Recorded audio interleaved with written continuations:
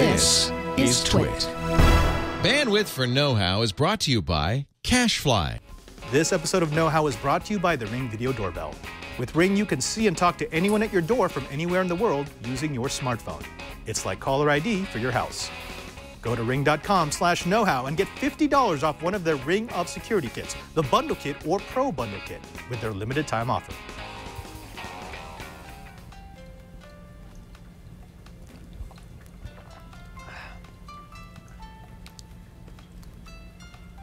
Yep.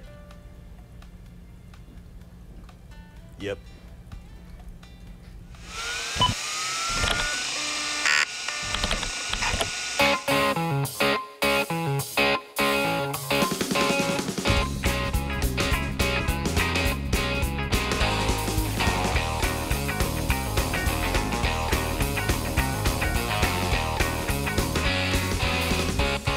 Welcome to Know-How. It's the Twitch show where we build, bend, break, and spill water all over ourselves. I'm Father Robert Balacer. I'm Brian Burnett. And for the next 30, 40, 50, 90, 100 minutes, we're going to be showing you some of the projects that we've been geeking out to so you can take them home and geek out on your own. Brian! Padre. It's been hot. It has been really hot. And there's actually a little bit of water that has evaporated from this. Yeah. Not because of the heat, just because look at how big our plants have gone. I know they got so big. We don't normally cover grow-how topics on Thursday, but we felt like we had to because this thing just exploded since the last time you saw it. We're proud fathers now. Yeah, and actually, if you, there's a couple of things that we do want to show off.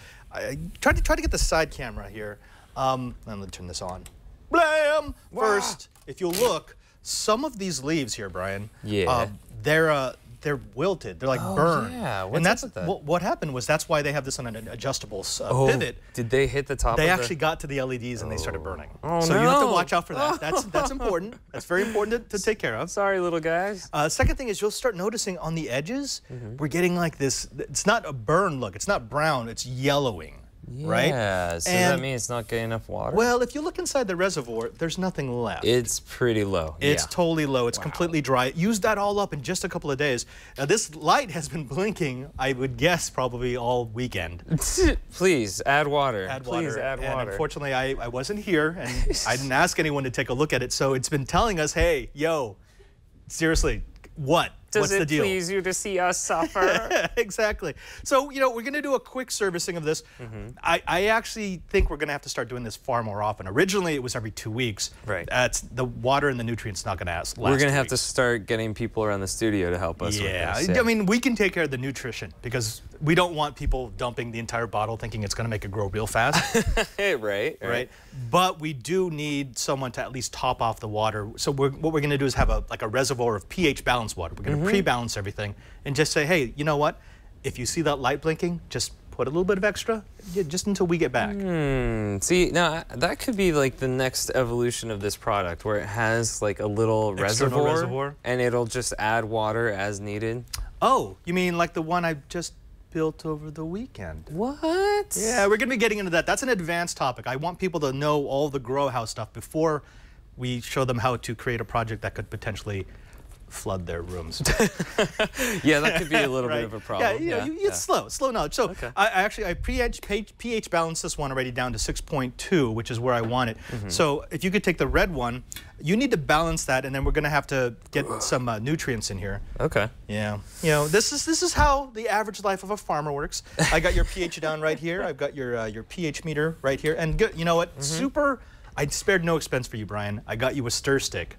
Wow, it looks just like a butter knife. It's not. How would you? No, that's a stir stick. You're so thoughtful. I know, right? Yeah. Right? I just put that right up there. That's for you. Actually, no, let's not put the knife where it might fall and hurt someone. Yeah. And that's how you cut your co-host. So go ahead and take your initial pH reading, and while you do that, I'm going to shake this up and measure out. I'm going to make it a light feeding, so maybe 4 milliliters. Remember, always guess down on the nutrition, because if you put too much, it will kill plants. You put too little, you can always add more. What are we running at? Looks like 815. Oh, jeez. Wow, yeah. that's way up there. Okay. It was a little hard for me to read it first because it said A15. Well, because the lower, I may have dropped that into a bucket. It didn't like that. You would think that they'd be waterproof, though, right? Yeah, but not so much. Not the whole thing. We may have to make one. Actually, I already have a pH meter for an Arduino, so I'm going to make this project. Awesome. So there's your pH down. Get that down to about 6. Get it down to 6. 6 today. Okay. The other thing to remember about all plant foods is they like to be shaken. Not stirred. Not stirred. You can't see it now, but this had completely separated into like 4 different layers. If you let it stay like that, what's going to happen is you might add just one of the parts and not the other. And again, that's as bad as overfeeding it. Right. Right. Because it starts to separate. Yeah, and not so good with that. Our super advanced stir stick, it cuts through the water, Brian. See? This is the most dangerous part of the show. It's cutting. See? Like a stir stick through water. A stir stick. Yeah, it's the thing that people say. The fun part about this is we don't even really have to drain it because there's nothing left. In the future, we'll go ahead and do a drain. We'll do a full drain. Because the last time we did it, it was kind of brown. It was brown, but I mean, it's gone. We'll do a full drain and a flush, but it's only been a couple of days, so we're not going to do it again. What you running at? I think I got it down to 6, 7. 6.7? I put 10 drops in, so. I just cut out the middleman. So I'll make it go really low? Yeah, it's 6.5. 6.5? Okay, that's still pretty high. All right, let's put this in. Go ahead and stir that up. With the magic stirrer. Look at that! Oh, yeah, that looks tasty. It's like a really watered down latte. Yeah. Delicious. It's what people like. That's what plants like. Oof. Oof. It looks like the Pelham River. It's Mankey candy. Mankey. All right, go ahead and measure that. What do you got, Brian? All right, let's see what we got here. 6.1. And also, it also helps to like shake around the thing a little bit. Just there you go. Yeah, stir it up a bit. Really get that fertilizer in there. 6.0. Okay, that's good. That's good. So go ahead. You do yours first. I'm gonna go ahead and lift this up. All right. And look at those beautiful roots, man. These have really taken root. Good job, plants. Good job. Okay, and that's almost at the top. So what I'm going to do is I'm going to take this, which has been pre-bounced. If you could go ahead and lift up that lid, I'm just going to get it up to the top. Since it is drinking so much water so quickly. There we go, and boom. That's what we got. All right. Nice. Now, we will be showing you a bit more on Monday's episode on the actual grow how, but this is going extremely well. We're going to point out some of the things that seem to be working well for the garden, and mainly that's the fact that it's doing a really good job of keeping the water circulated. Yeah. And the roots are all white. We like root white. We don't like bleached. Right. But when you start to see brown, it means there's probably a nutrition problem, maybe a pH problem. They're starting to die. They're starting to rot, and then you get this slime that kind of covers everything. No, don't do that. Well, the reason that this is doing so well and that we're so proud of it is that we have had to pretty much not touch it. Exactly. Yeah. It's kind of sad because I found the same thing at the garden at home. I've got a couple of different tents that I'm growing things in, and one of them it's become sort of a meditation room for me. I go in, I take care of each plant individually. I water it. I make sure the runoff is all good. Yeah. And then I have another tank that is completely automated. It's the one that I have the semi-hydroponic setup in. And it's doing better. So much better. That does kind of hurt your feelings, doesn't it? It's like, so a robot does this better than I do. Right. Which is true. Yeah. It's true. I mean, that's how it normally works. You don't want my love plants? Fine. Go ahead. You're smothering me. Yeah. You're smothering me. That's probably what it is. But, one of the nice things about having a setup like this is something, I actually ordered one because I want it next to my desk, which is not in my grow room. Just because the smell of fresh herbs are fantastic. But you're not going to smell much off the lettuce. No. But Can I eat them? The basil you will. Right? Oh, yeah, those smell really good. There you go. Ooh. So, folks, if you want more of this, make sure to check out Monday's episodes because that's when we actually do the Green Geek, a.k.a. Grow How. But we're not here to talk about Grow How yet because we've got a little bit of feedback, and then we've got a super secret special surprise. You and I have been playing around with electronic scooters, electronic vehicles, right? Yeah, we've nearly killed ourselves on most of them. Yeah. There's nothing quite like almost killing yourself on a really expensive toy. Yes, yes, and I think the last electric scooter that we had was the E2Wow. E2Wow. Yeah, and we would just run around in the basement with that. It's a useful device, but it also likes to kill you because it has no low gear. Yeah. It just basically it's either standing still or 20 miles an hour. Yeah, I think on the box it said side effect will give you a greater appreciation for life because you're on that fine edge. You're always on that. Whole time. And my favorite is trying to stop quickly on that. You can't. Yeah. No, they have that little break in the back, right? It's like no. You basically you ditch and you hope that you don't hit something. And then even from our prior experience with Segways, we didn't do so hot with those. Well, either. I mean, until we fell off. Yeah. You tried to kill me. Yeah, well, I have video of that. That's par for the course, though. That's like every episode of Know How. Yeah, so. exactly. Well, we've got a little special something for you because there was a product that we took a look at CES this year that, well, we've got in the studio. We're going to do a live unboxing. We're going to show you how it looks, and hopefully you'll want an URB-E. But before we do that, we got to do some feedback. It's been a while, and I know that if you've looked into our Google Plus group, our audience is coming up with some really good projects, really good questions. Let's go ahead and give them their due. What's the first one we got? All right, this first one comes from David, and he asks, "Hi guys, thanks for the amazing show." You're welcome. I saw the episode where you talked about SSDs, and I'm trying to build a CAD PC. I was wondering whether the 850 EVO is a good option. Also, I would like to know if you have the optimal specs to build a budget CAD PC. Many thanks. Okay, so the 850 EVO is definitely a good option. In fact, Kara, if you go to this link, this is what it looks like. It's not that expensive. I mean, you can get a 250 gigabyte one for $90.49. It is quite fast. I do prefer PCI connected, but that's going to drive up the price. Something like an M.2 or an M.2 and a PCIe card. I'm also sort of partial to Kingston, which would be a tiny bit less expensive, and I may not outperform the EVO, but you know, it's actually a wash. If you like the EVO, it's a great choice. Go with it. But there was a second part of your question, and that is, could we spec out a budget CAD box for you? Computer-assisted design. It's awesome. I mean, you were doing that way back when, right? Yeah. In fact, you and Alex, you designed the benches around Petaluma, yes? Yeah, yeah. We used AutoCAD for the initial design, and then we also did a couple of 3D renderings and stuff like that using SolidWorks, I think is what it was. But yeah. Now, I can't remember. I know when I started doing CAD, it was all Sun workstations, which you may not even remember. A Sun workstation? Yeah. No. Sun Microsystems? No. Oh, wow. And now I feel really old. But I mean, those were the only boxes that were set up to do CAD well. Well, that's gone. I mean, we now have way more power than what used to come in those $10, $20, $30, $50,000 workstations in a $600 laptop, right? Right. But if you're looking to specifically create a box for CAD, it's not as easy as creating a box that you might use for video gaming or for, say, video production, right? Yeah, because even the nice thing about building a video editing machine is that they also happen to play games pretty well also. Yeah, exactly. Yeah. If you can build a machine that will play games well, it will probably edit video well, and vice versa. Yeah, it's just a nice byproduct of that, yeah. Fast processor, fast SSD, of course the video card. The video card is absolutely key. But unfortunately, it's not as simple as that when you're dealing with CAD. Here's the reason why. I don't know what CAD suite you're using. Now, some CAD suites will use the power of the GPU. In fact, most good CAD suites will. But they usually have some sort of fine print that says which ones they will work with and which operating systems they work best in. So there's a little bit of fudge work you got to do there.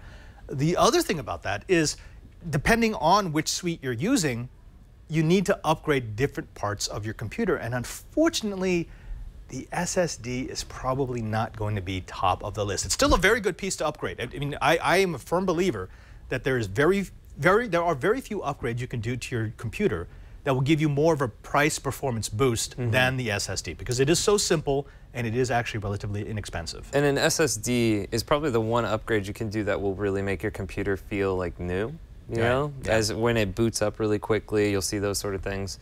But as far as CAD, like, you also probably need a lot of space for RAM and hard drive space. Yeah, this unfortunately, once you've got it loaded, the SSD is not going to help CAD all that much. You're not moving huge amounts of data back and forth.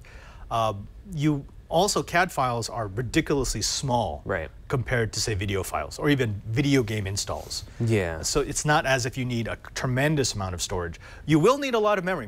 All CAD software loves memory. You know, the more the better. I've got 32 gigabytes, and I could actually double that if I really wanted to run CAD. Unfortunately, there are two parts that are going to give you the most performance. They are not the cheapest parts. And again, which one you choose depends on what CAD suite you're using. If you have a CAD suite that can use the power of a GPU, specifically if you have a CAD suite that can use the power of an NVIDIA GPU, then right now either the 1080 or the 1070, $500 cards, but ridiculous amounts of power. There's no upgrade you're going to get that's going to get you better than that. Yeah, $500 sounds like a lot, but those are pretty beastie cards, so... Yeah, exactly. But then here's the other part. If you don't use a CAD suite that takes advantage of the GPU, then there's no upgrade that's going to boost it like the CPU, because there's a lot of number crunching, and that's going to happen in the CPU if it's not using the power of the GPU. Okay. The only CAD suite I'm really familiar with, though, is Autodesk stuff. You know, like Autodesk, AutoCAD, really good compatibility there.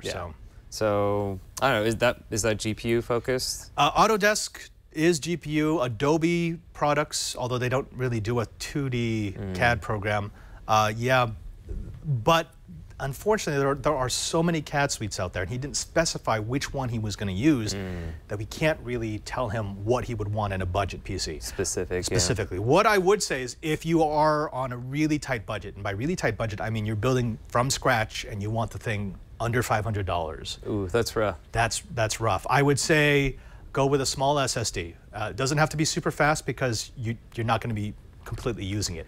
And get yourself something like a small 240 that might run you $70. It will give you plenty of boot speed, but you're not going to need all the space. I would spend a load of cash on memory, get 32 gigabytes, because for a budget build, you're not going to be able to afford a really nice GPU or a really nice CPU. And instead, again, based on whether or not your CAD suite can use the GPU, spend the remainder on either CPU or GPU.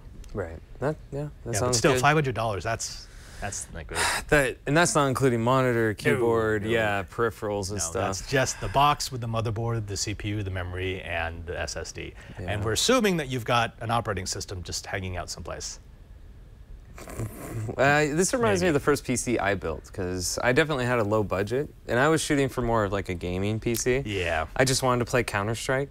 Oh, is that all? That's how old it was. It was a AMD 939 socket with a Radeon. Oh God, I forgot. But I was able to do AutoCAD on it also. So it wasn't the best machine for AutoCAD. Not the worst. But not the worst. I think that one of the biggest things when using a CAD program too, though, is that you need like a big monitor, or like two monitors. Yeah, and actually, someone in the chat room nailed it. iBookery. If you get a bigger monitor, it means you scroll less, because when you scroll in one of those programs, you're actually re-rendering. So if you could just have the entire thing displayed, it works a little less. Well, when me and Alex were in the AutoCAD class in high school, we were using like, I want to say like 15-inch monitors, or 20-inch monitors, but they were tiny, and they're the CRTs. But I mean, I remember the first time I got a 15-inch monitor, I was like, oh my gosh, this is so big.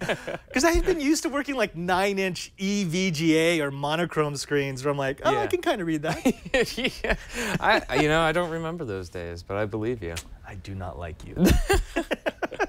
And actually, who was it? Burke. Yeah, Burke brings up a good point. Burke, quiet. Get back in the basement. Back to work. But he was saying how CAD specific video cards used to cost $3,000 and up, and those were the cheap ones. Jeez. That's when Matrox made their bones in that space. Wow. Actually, Silicon Graphics tried to.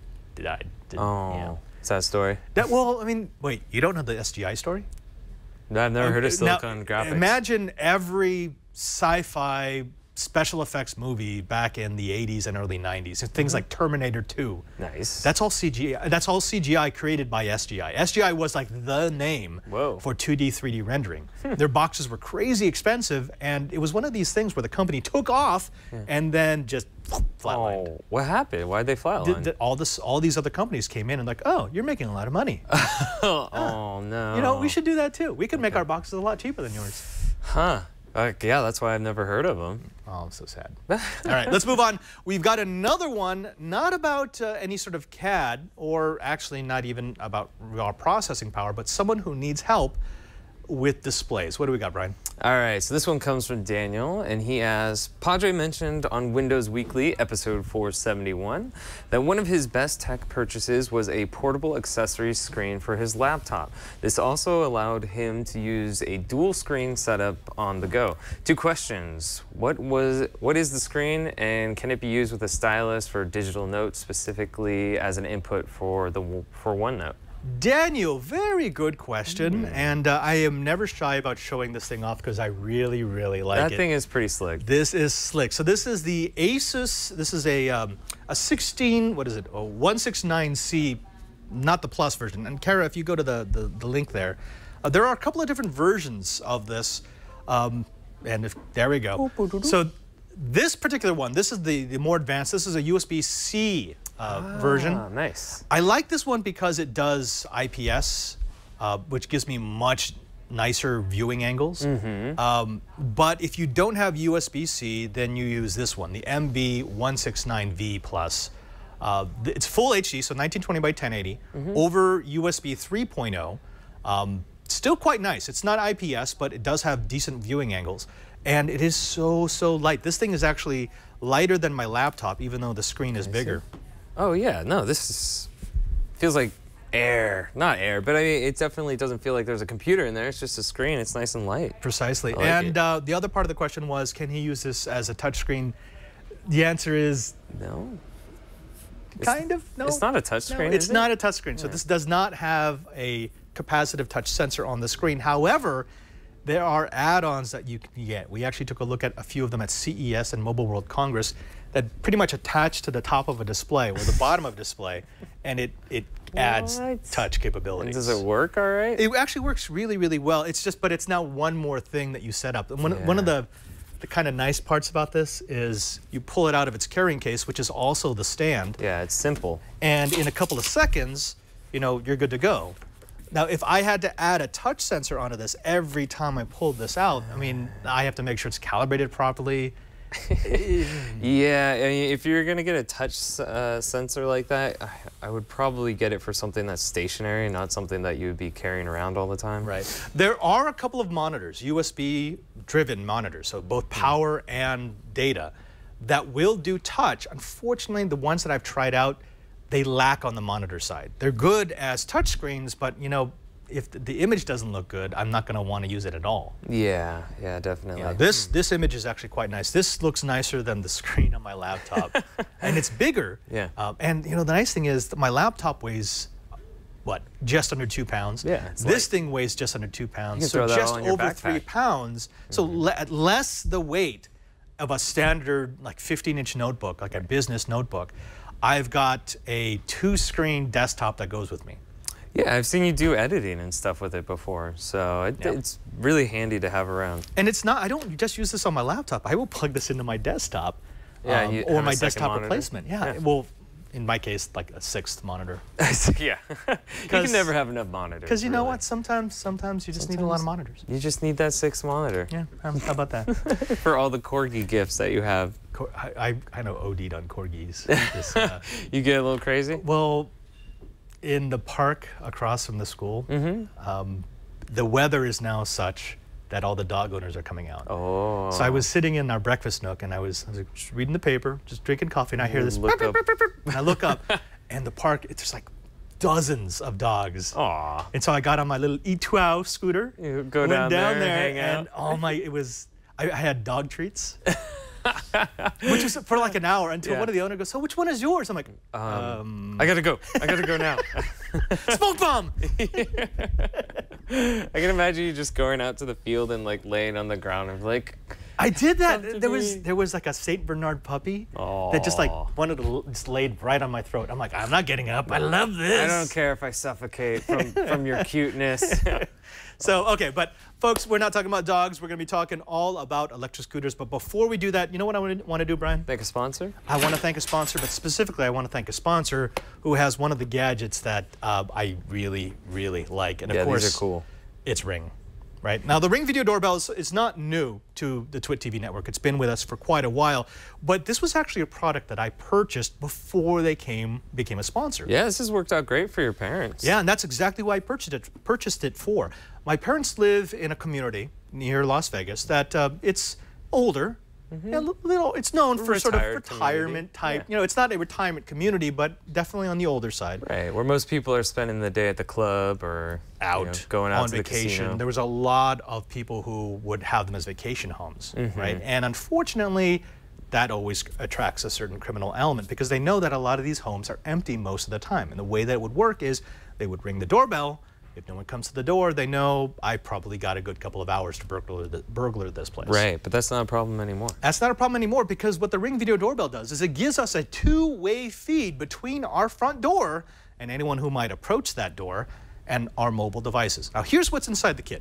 Take a look at this. This is the Ring Video Doorbell as it comes delivered. So you've got the Ring Video Doorbell, you've got all the tools that you need to install it, and of course this thing is going to be battery powered, so I can place it even where I don't have power going. So it works as a doorbell. I wired into my system, and then it allows me to communicate with it with my mobile device. In this particular case, I've got my phone set up to access the Ring Video Doorbell at my parents' home. Now, look, if you go to the side view here, there we go. So this is what it looks like.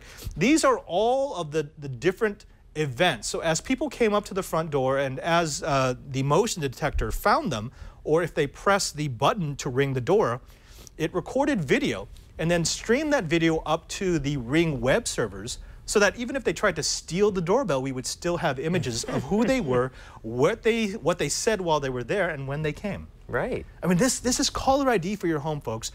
Seriously, if I can trust this device with the safety of my parents, I definitely vouch for them. Yeah. Now, here's what we want you to do. We want you to try the Ring Video Doorbell today. It uses their advanced motion detection technology to protect your entire property with the Ring of Security Bundle Kit or the Pro Bundle Kit.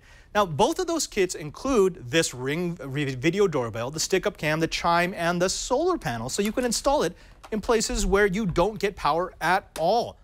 The wireless and weatherproof HD stick-up cam also keeps an eye on other parts of your property, so you don't just watch your front door, you can watch the back of the house, the side access, pretty much any place where you think you're vulnerable. And of course, with that optional cloud video recording, it means that you can keep records of who comes to your property so that in the future, if you need to reference for law enforcement or for anybody else, it's right there. The Ring Video Doorbell and stick-up cam install in just minutes. In fact, my father was able to do it in about 30 minutes with just the tools included in the box. And working together, the Ring Video Doorbell and the stick-up cam provide 24/7 monitoring of your entire home, whether you're in your living room or thousands of miles away. Folks, do it now. Join the hundreds of thousands who protect their home with Ring. For a limited time, Know How listeners can save $50 off one of their Ring of Security kits, the Bundle Kit or Pro Bundle Kit.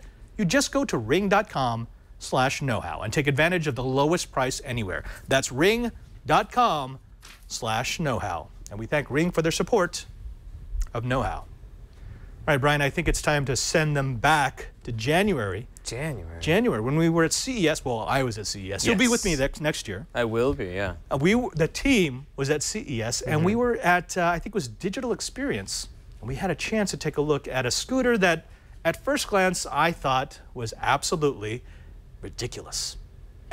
It's a new world, and a new world needs new kinds of vehicles, which is why we're taking a look at the URB-E. I'm speaking with Evan, who's going to tell you why this is your next electronic vehicle. Evan, okay, I got to say, the first glance is, what in the world have you created? What is the URB-E?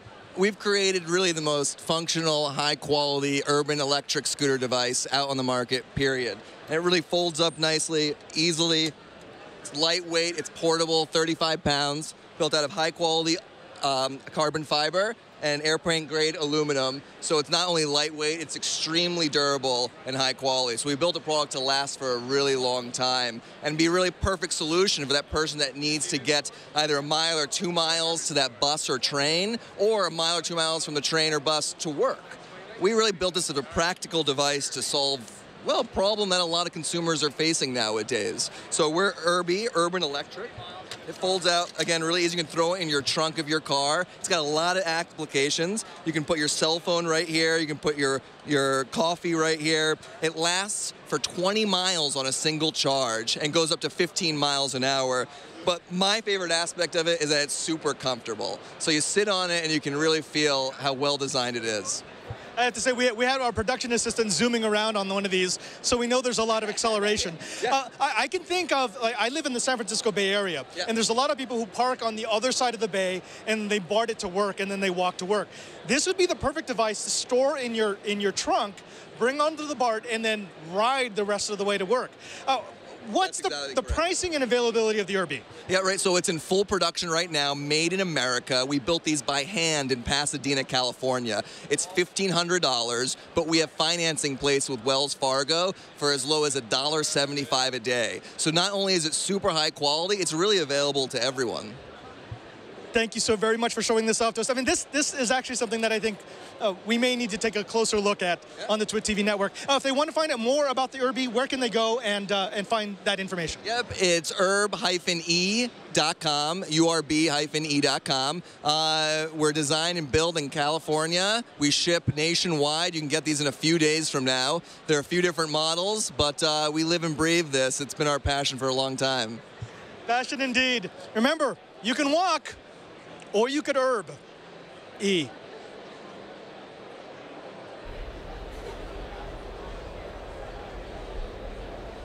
URB-E. URB-E. It's Molly, basically. All right, so we've got it here. Somebody opened it while I wasn't here, but otherwise, this is exactly how it comes in the box. Now, this is their Black edition. Whoa! Which is it's the second. It's the it's basically the higher power, higher torque version of the standard.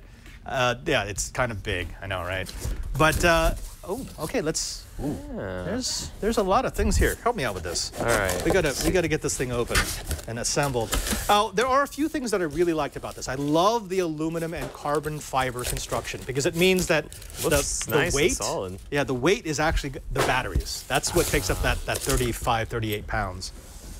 I should probably be reading the instructions because this is an expensive device. But this is know-how. We don't need instructions. We don't do that. And I'm kind of wary of how we're going to pack this thing back up since I'm not paying attention to how it's packed up in the first place. That's okay. We'll go back through the recording, right?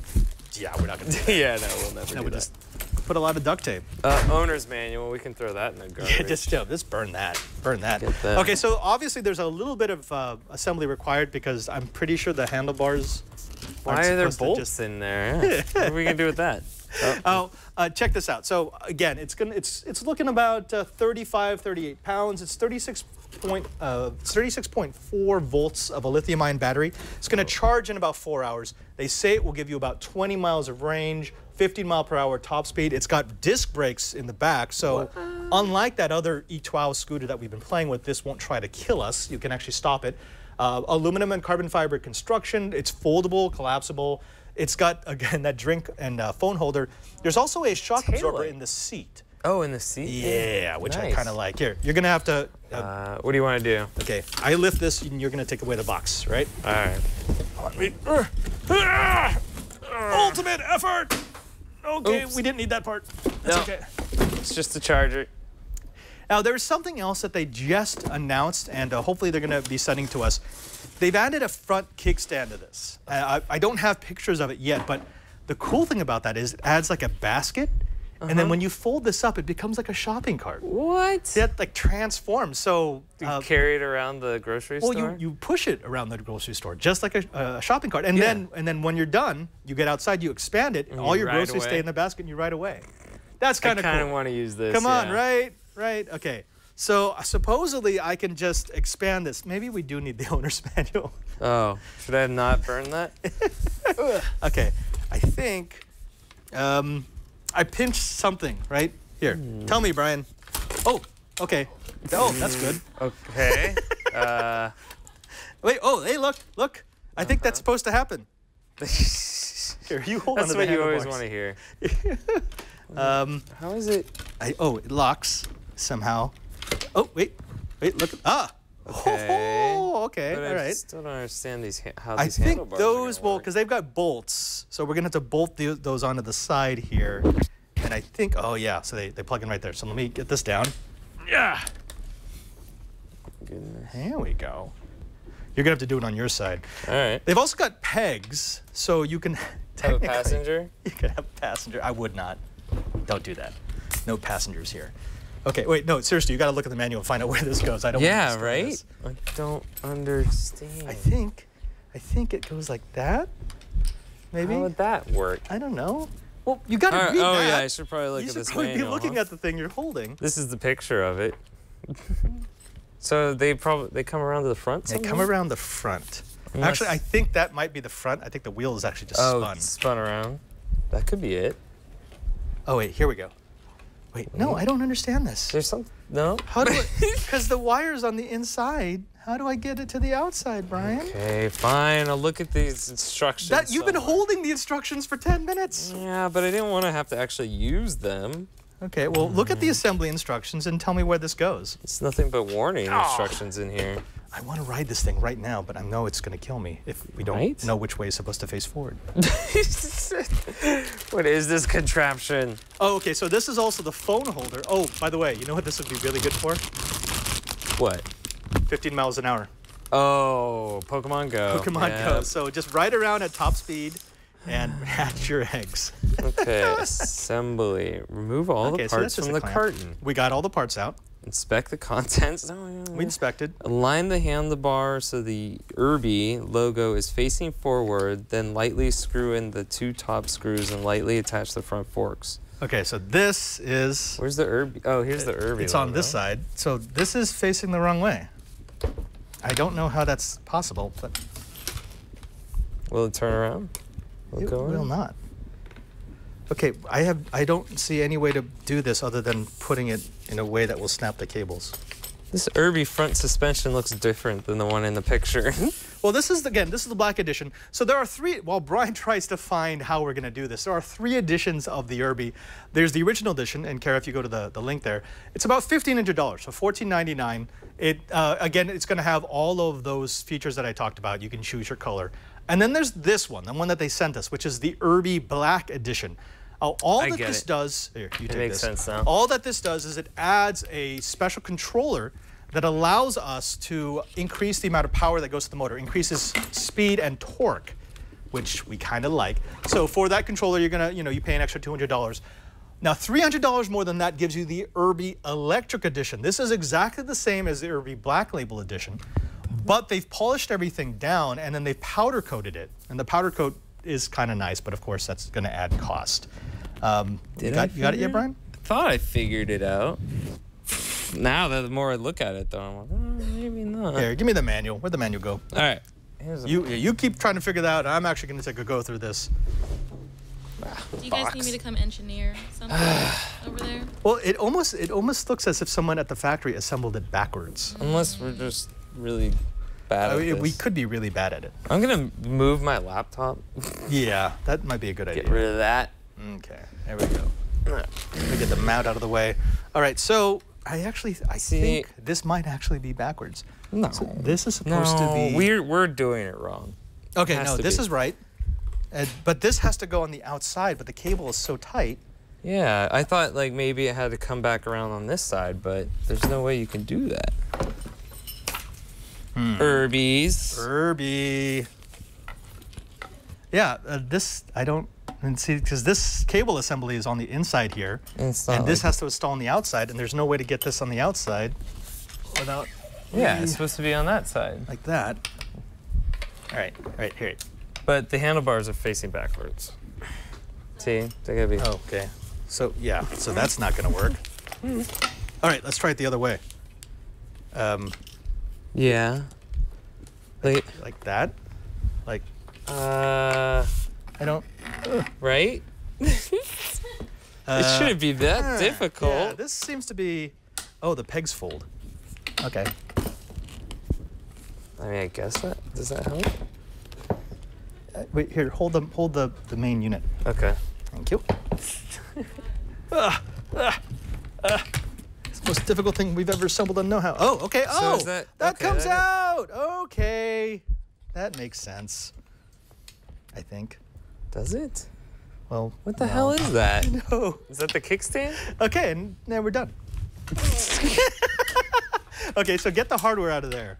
Okay. You know what? I need a. Well, I guess I can tear Oh, the bag. you mean that? Yeah, thanks. I brought tools, Brian. Okay, so give me that. There you go. Supposedly, It has a key. key. That's Oh. kind of neat. Okay, find out where the key goes. I'm pretty sure there should be a key slot up there. Probably in this. I want to ride this thing. I don't want to end the show without riding this thing. Right, we have to ride this. Oh, and by the way, the battery on this thing will actually charge your phone. Yeah, how do we know that the battery should be at like what, 50 charge or something? Yeah. All right, so how do I install this? Probably just like this. Oh, yeah. Oh. So I didn't find the keyhole, but I found the battery where you like charge it and stuff. A little USB cable. That's cool. Oh, that's actually, yeah, hey, check the box. I'm assuming they have a charger in here, right? Yeah, that's what I dropped on the floor. Oh, you dropped That's the like the charger? first thing I dropped. Oh, so the charger's dead now? It's like your standard We gotta charger. flip this. Because I Flip gotta, it? yeah. Or stand it Stand up. it up. Stand Ah! it up. Oh, my finger almost got smashed. You don't need that. Okay. Right, look. Oh, see, we got a front kickstand, That's what that is? I think. Right. Hey, man, I'm new at this. Can you put this one on your side? It's a good thing we didn't take this out first and test it. Well, that would be cheating. We want, you know, someone who, an impatient geek who orders one of these and opens it up. Which- We want to have the same experience. Which hole are you screwing it in? Well, the top one at first. Okay. Sure. And then, oh, come on, don't be shy. Uh-oh. Burke's here. That's when you know we're in Burke. trouble. Burke, here, there you go. Oh, thank you. I got mine in, Brian. Yeah, well, you had an easier I did. hole. Wait, what?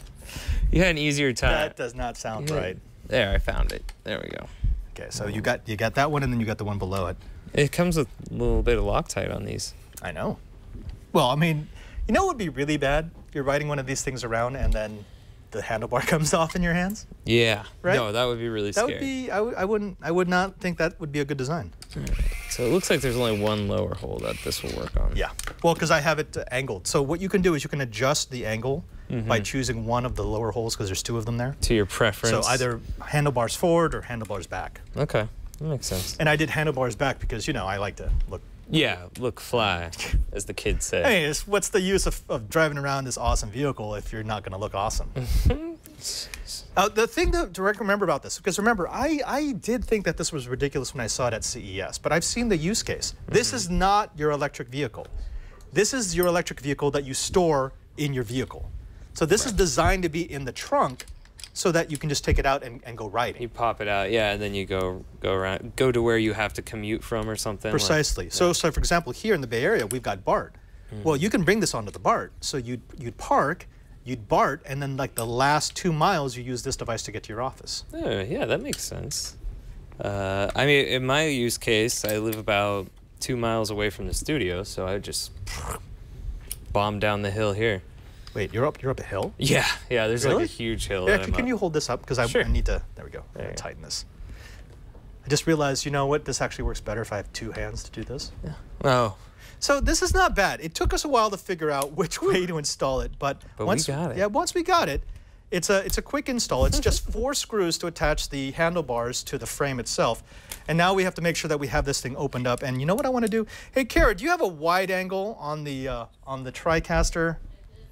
Yeah, because we may have to ride this thing we around. haven't found the keyhole yet. All right. So this goes up. And wait, hold on. Oh, there's my Yeah, battery. that's where you charge There's it. my battery. Oh, wait, found the key. You think you Or did? it's on the side there. Okay, hold on.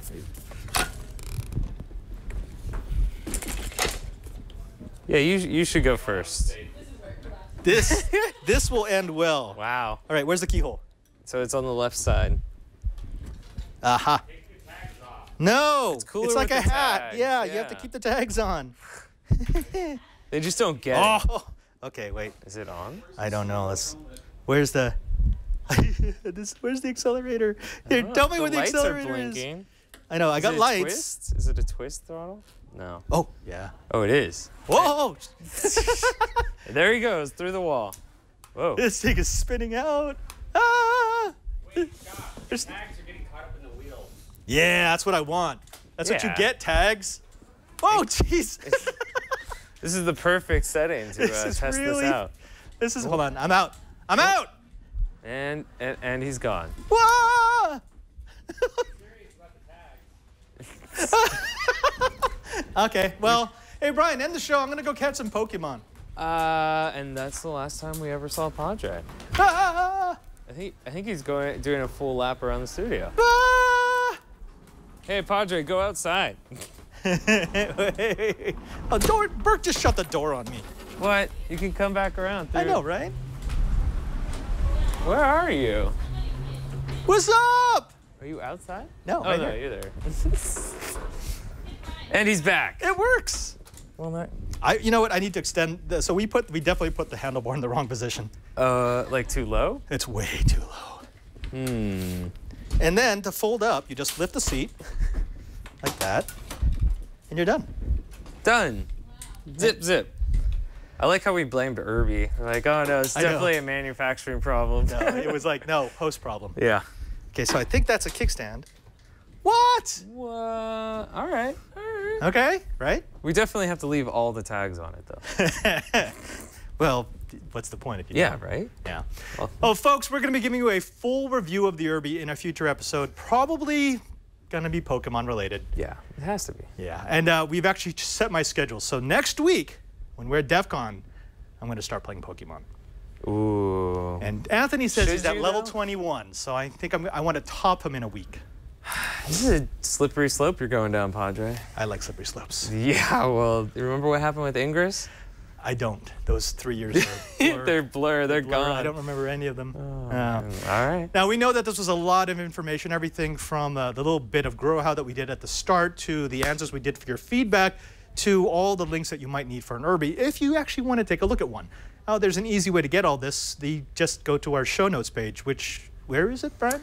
twit.tv/KH, where you'll find all the links for everything we talked about today and also previous episodes and a handy way to subscribe. Yeah, and don't forget that the best way to be part of our Kitas, that's our know-it-alls, Kitas, Kitas, yes. you got to go to Google Plus and look for know-how. Yeah, it's the best place to post pictures of your projects, videos, please, and also to ask questions. If you're a newbie, please ask your questions. If you're an expert, answer the questions. This is what it means to be a maker, not just to learn how to do things, but to share that knowledge with others. Share the knowledge. And if you want to find out what we're doing when we're not on the show, or maybe something that's coming up, you can follow us on Twitter. I'm at cranky_hippo. And you'll find me at PadreSJ. And did you know that we have a third member of our crew who just got promoted? By the way, she reminded me several times. Who? She's no longer technical director, Kara Cole. She is now producer, Kara Cole. Right. Producer, that's correct. Only for the screensavers on Saturday. She's walking around with the swagger. She's like, oh yeah, producer now, what? No big deal. Yeah, her first enactment of being a Screensaver's producer was to tell me that I need to put more Mankey candy in my videos. So. Well, another new Screensavers producer means now there are 5 people who are telling me to please do shorts. Yeah, right. Every single week. Yay. I'm gonna burn this place down. Oh, well, until next time, I'm Father Robert Balacer. And I'm Brian Burnett. And now that you know how, Go build it. Or break yourself on go it. URB it. Here, I know Don't you want. struggle with it. I almost I know smashed you my want it. finger on there. Let's get the tags off. Okay. At least off of the wheel. Whoa, easy there. You have to deploy the kickstand all the way. Yeah, easy does it. It's like Jenga. You never know when it's just going to fall on you.